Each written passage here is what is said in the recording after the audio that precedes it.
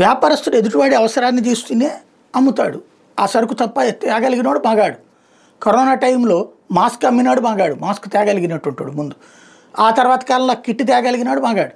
ఆ తర్వాత కాలంలో ఆక్సిజన్ తేగలిగినోడు మగాడు. అంటే అవసరానికి అనుగుణమైనటువంటి ఉత్పత్తిని తేగలిగినప్పుడు ఆటోమేటిక్గా డిమాండ్ ఉంటుంది. ఆ గిరాకీకి అనుగుణంగా రేట్లు వెళ్ళిపోతాయి. అది ఒక సహజ సిద్ధమైనటువంటి వాతావరణం. ఇదంతా ఎందుకు చెప్పాల్సి వస్తుందంటే, ఇప్పుడు ప్రపంచంలో ఆయిల్కి సంబంధించిన సంక్షోభం వచ్చింది. అమెరికా ఈ రష్యా మీద ఆంక్షలు పెట్టాక, ఇరాన్ మీద ఆంక్షలు పెట్టాక ఆ సందర్భాన్ని ఇండియా క్యాష్ చేసుకోగలిగింది. ఇండియాకి సంబంధించినటువంటి అదానీ అంబానీలతో పాటుగా అనేక కంపెనీలు చేసుకొచ్చినాయి.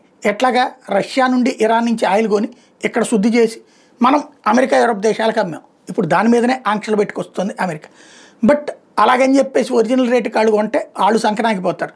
300 రూపాయలు 400 రూపాయలకి వాళ్ళే అమ్ముకోవాల్సినటువంటి పరిస్థితి వస్తుంది. అక్కడ ప్రజల్లోనే తిరుగుబాటు ఏర్పడుతుంది.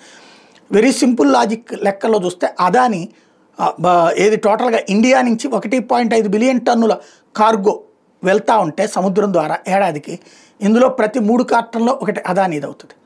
అంటే ఆ స్థాయిలో వ్యాపారాన్ని ఎక్స్పాండ్ చేశాడు. అదే ఇప్పుడు వీళ్ళకి కడుపు మంటగా ఉంది.